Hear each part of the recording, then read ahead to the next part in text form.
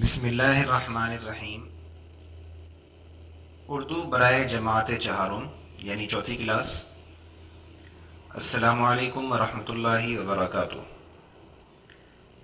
آج ہم چوتھی کلاس کا دوسرا سبق پڑھیں گے، تو آئیے ایک ہم نظر ڈالتے ہیں کہ اس سبق میں ہم کیا کیا سیکھیں گے۔ تو بچوں، سب سے پہلے نعت کی بلند خوانی ہوگی، اور اس کے ساتھ ہی ہم آواز الفاظ اور مشکل الفاظ کو دیکھیں گے۔ مشکل الفاظ کے جوڑ توڑ کی ایک مشق ہوگی۔ اس کے بعد ہم ایک مشق کریں گے جس میں ہم ایک جیسے مطلب والے الفاظ کو سمجھیں گے، یعنی ایک جملے میں ایک جیسے الفاظ، ایک جیسے مطلب والے الفاظ کس طریقے سے شامل کیے جا سکتے ہیں یا بدلے جا سکتے ہیں، یعنی ایک لفظ کی جگہ دوسرا لفظ کیسے آ سکتا ہے۔ اس کے بعد ہم اسم اور جملے کو دیکھیں گے، یعنی اسم کی تعریف یقیناً آپ کو معلوم ہوگی، آپ کو اسم کی پہچان بھی ہوگی، لیکن اس کے باوجود ایک چھوٹی سی مشق ہوگی، اور اس کے ساتھ ہی پھر ہم جملہ بنانے کا ایک جملہ بنانے کی مشق بھی ہم کریں گے۔ شعر اور جملہ۔ تو شعر اور جملے کا مطلب یہ ہوگا کہ کس طریقے سے ہم ایک شعر کو ایک یا دو جملوں میں بدل سکتے ہیں، اور پھر اسے ہم اپنے الفاظ میں لکھ سکتے ہیں۔ اپنے الفاظ میں لکھنے کا کیا مطلب ہے، یہ بھی آپ کو بتایا جائے گا۔ اور سب سے آخر میں ہم اسم اور فعل کو جملے میں پہچانیں گے، یعنی ایک جملے میں اسم کون سا ہے اور فعل کون سا ہے۔ اب ہم چلتے ہیں اگلے صفحے کی جانب۔ یہاں نعت موجود ہے، اس نعت کی ہم بلند خوانی کرتے ہیں، تحت لفظ پڑھتے ہیں، اور آپ بھی اسی طریقے سے پڑھنا سیکھیے۔ تو آئیے نعت کی جانب۔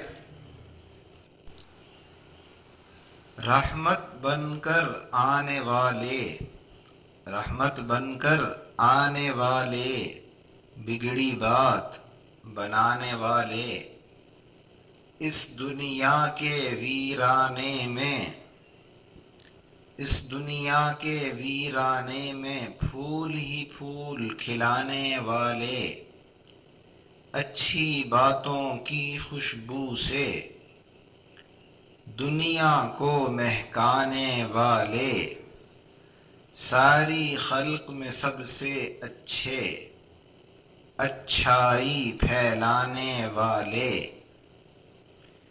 ایک بنایا نیک بنایا، ایک بنایا نیک بنایا، یہ احسان فرمانے والے، ان کا پیارا نام محمد، ان کا پیارا نام محمد، پاک نبی کہلانے والے صلی اللہ علیہ وسلم۔ تو یہ نعت ہے، سید نظر زیدی نے یہ لکھی ہے، اور صفحہ نمبر 37 پر یہ نعت موجود ہے۔ اس میں دیکھیے ہم آواز الفاظ کون سے ہیں: آنے، بنانے، ویرانے، کھلانے، مہکانے، پھیلانے، فرمانے اور کہلانے یا کہلانے۔ خلق مخلوق کو کہتے ہیں، بگڑی یعنی کوئی بات اگر خراب ہو جائے، احسان کا مطابق کرم کرنا، اچھائی کرنا، اور ویرانہ اس جگہ کو کہتے ہیں جہاں کوئی آبادی نہ ہو۔ تو یہ مشکل الفاظ آپ کے سامنے آ گئے۔ اب ہم آگے چلتے ہیں اگلے صفحے میں۔ دیکھیے مشکل الفاظ کے جوڑ توڑ کی مشق اوپر لکھا ہوا ہے، لیکن اس سے پہلے آپ کو ایک اور مشق دی گئی ہے چھوٹی سی، جو صفحہ نمبر 13 سے لی گئی ہے۔ آپ کی کتاب کے صفحہ نمبر 13 پہ یہ مشق موجود ہے، 13 اور 14 پر بھی اس کے کچھ الفاظ موجود ہیں۔ تو یہ کیا مشق ہے، اس کو ذرا ہم سمجھ لیتے ہیں۔ ہم اس کو پڑھتے ہیں کہ اردو کا سب سے مشکل سوال ہم سب کو یہ لگتا ہے کہ ہم دو چشمی ہے، چھوٹی ہے اور بڑی ہے میں سے کون سا حرف استعمال کریں۔ یہ تینوں حروف درست ہیں اور مختلف حروف کے ساتھ استعمال ہوتے ہیں۔ ہے کی آدھی شکل دیکھیے موجود ہے، دائرے میں بنی ہوئی ہے، اور اسی طرح چھوٹی ہے کی آدھی شکل بھی بنی ہوئی ہے، آپ کے سامنے دیکھ لیجئے۔ تو کبھی کبھار یہ شکلیں الفاظ کے شروع میں استعمال ہوتی ہیں، اور کبھی کبھار حروف کے درمیان میں استعمال ہوتی ہیں، یعنی شکلیں شروع میں بھی آتی ہیں اور درمیان میں بھی، لیکن دو چشمی ہے سے کوئی لفظ شروع نہیں ہوتا. دو چشمی ہے کبھی بھی شروع میں نہیں آئے گی لفظ کے، بلکہ دوسرے حروف کے ساتھ مل کر اس کی بھاری آواز دیتا ہے. یعنی یہ جو حرف ہے جس میں دو چشمے ہمیں نظر آ رہی ہیں، دو چشمی ہے جسے ہم کہتے ہیں، تو یہ ہمیشہ درمیان میں استعمال ہوتا ہے، اور یہ بات ہم آپ کو پہلے بھی بتا چکے ہیں. اب ذرا مشکل الفاظ کے جوڑ توڑ کی مشق کی جانب ہم دیکھتے ہیں. دیکھیں ہے کا استعمال ہو رہا ہے محنت اور محلہ میں، بڑی ہے کا جو حلوہ بھی جس سے آتا ہے، یعنی حلوہ ہم لکھتے ہیں تو اسی ہے سے لکھتے ہیں.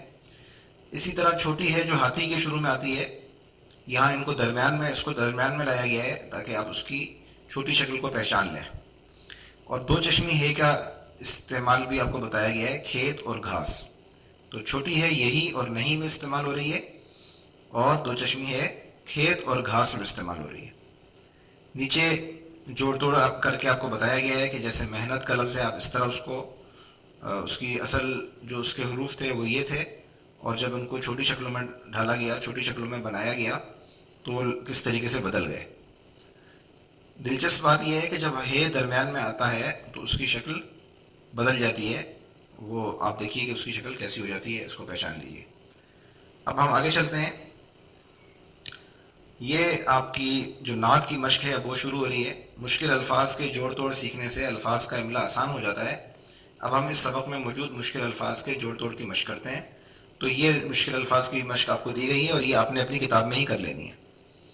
ایک کے بعد مشق نمبر، یہ آپ کی مشق میں سے سوال نمبر 1 کے بعد ہم نے آپ کو یہاں سوال نمبر 5 دیا ہے، کیونکہ اس میں بھی کچھ مشکل الفاظ ہیں، اور یہ ان کو جوڑ کر ایک نیا لفظ بن رہا ہے. یعنی یہ نئے الفاظ بن رہے ہیں، لیکن یہ ہوتے تھوڑا مشکل ہیں.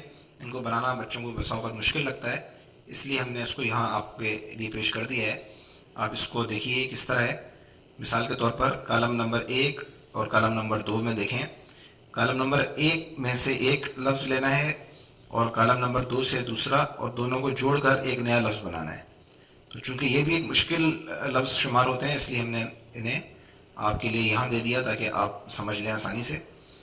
تو مثال کے طور پر پہلا لفظ دیکھیے، حق ہے، اور جو کالم نمبر 2 میں ہے دیکھیے کیا کیا الفاظ ہیں. ادب، جواب، حاضر، قسمت، دار.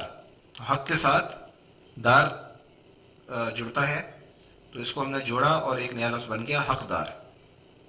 اسی طرح کالم نمبر 1 میں دیکھیے، حق کے بعد نیچے کون سا ہے، با لکھا ہوا ہے. اب یہ با کس کے ساتھ جڑ سکتا ہے؟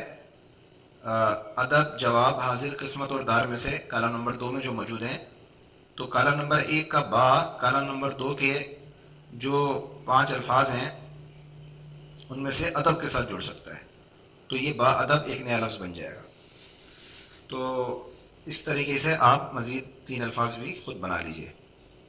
آگے چلیے، ایک جیسے مطلب والے الفاظ کو سمجھنا. یہ مشق میں سوال نمبر 2 ہے.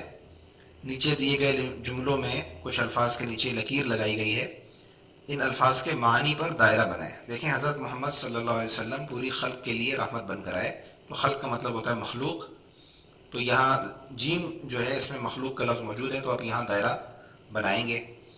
دوسرا جملہ دیکھیے، ویرانے میں خوبصورت پھول کھلے ہوئے تھے. تو اب دیکھیے ویرانے کے لیے 3 نیچے لفظ ہیں، سرسبز باغ، غیر آباد جگہ اور اونچے پہاڑ. تو ویرانہ کسے کہتے ہیں؟ جہاں کوئی آبادی نہ ہو، غیر آباد جگہ ہو. تو آپ کہاں نشان لگائیں گے؟ بے پر. اسی طرح آپ باقی مشق کو بھی آپ خود حل کر لیں گے. اگلے صفحے پر دیکھیے، صفحہ نمبر 22 کی ایک آپ کو صفحہ نمبر 22 سے ایک سبق یہاں دیا گیا ہے اسم کے حوالے سے. یعنی اسم کسے کہتے ہیں؟ آپ کو یاد ہوگا کہ کسی بھی چیز کے نام کو اسم کہتے ہیں. عالیہ، بلی، لاہور، کرسی، یہ سب اسم ہیں. نیچے کچھ جملے دیے گئے ہیں، ان جملوں میں سے اسم کے گرد دائرہ لگائیے. جیسے علی نے کتاب پڑھی، تو علی اور کتاب دونوں اسم ہیں. تو باقی جو مشق ہے وہ آپ خود حل کیجئے کہ نیچے 2، 3، 4 اور 5 جو جملے ہیں نمبر پر، تو اس میں اسم کون کون سا ہے. اسم اور جملہ یعنی پہلے اب یہاں دیکھیے کہ الفاظ ہیں، تو یہ تقریباً یہ سارے ہی، جی ہاں، یہ سارے الفاظ اسم ہیں. تو ان تمام یہ ہر ایک اسم کو یعنی خلق بگڑی اور احسان ویرانہ اور رحمت.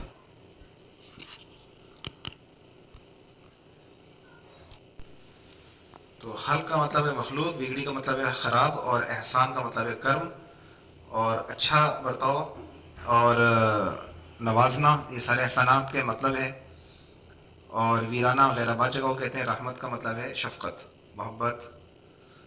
آگے دیکھیے، شعر سے جملہ بنانا سیکھیں. جملہ کیا ہوتا ہے یہ بات ہم آپ کو پچھلے سبق میں بتا چکے ہیں، اسی بات کو دوبارہ دہرایا گیا ہے تاکہ آپ اس کو اچھی طرح سمجھ لیں کہ ہم ایک پوری بات ایک جملے میں بیان کرتے ہیں. ایک جملے کا مطلب ہوتا ہے کہ کم از کم ایک بات مکمل ہو گئی.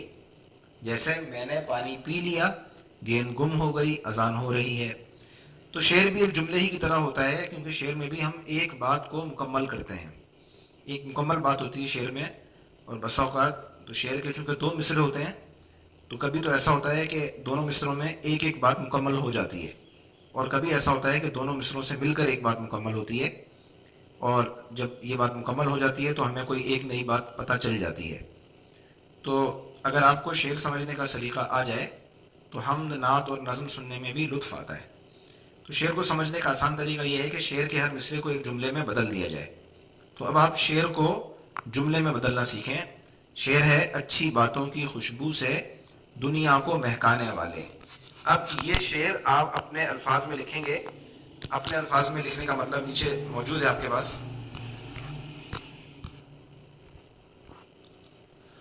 اپنے الفاظ میں لکھنے کا مطلب آپ کے پاس نیچے لکھا ہوا ہے، وہاں پہ آپ دیکھ سکتے ہیں. تو اس شعر کا مفہوم اپنے الفاظ میں لکھیں. تو آپ اس کو اپنے الفاظ میں لکھیے. آگے ہم چلتے ہیں کہ آگے ہے صفحہ نمبر 23 کا ایک سبق آپ کے پاس دیا گیا ہے، اس کو آپ دیکھ لیجئے. یہ فعل کسے کہتے ہیں؟ فعل کا مطلب ہے کام. ہم ایک جملے کی مثال دیکھتے ہیں. علی اخبار پڑھتا ہے. اس جملے میں علی کیا کام کر رہا ہے؟ علی اخبار پڑھ رہا ہے. تو پڑھنا فعل ہے. اس بات کو مزید اچھی طرح سمجھنے کے لیے آپ کو نیچے کچھ جملے دیے گئے ہیں. ان جملوں میں سے آپ فعل کے گرد دائرہ لگائیں. مثلا احمد چاول کھاتا ہے، عاقب نے دودھ پیا، یاسر تیز دوڑتا ہے، فائزہ اونچا بولتی ہے، عالیہ خط لکھتی ہے. تو یہ مشق صفحہ نمبر 23 پر موجود ہے، وہاں بھی آپ اسے جا کر دیکھ سکتے ہیں. تو فعل کی آسان علامت یہ ہے کہ وہ کام ہوتا ہے. اب جو آپ کو مشق دی گئی ہے، یہ آپ کا سوال نمبر 6 ہے نعت کا. اسم اور فعل کو پہچانیں. تو ہم پڑھ چکے ہیں کہ کسی شخص، جگہ یا چیز کے نام کو اسم کہتے ہیں. آپ یاد رکھیے، شخص، جگہ یا چیز کا نام کیا ہے؟ اسم ہے.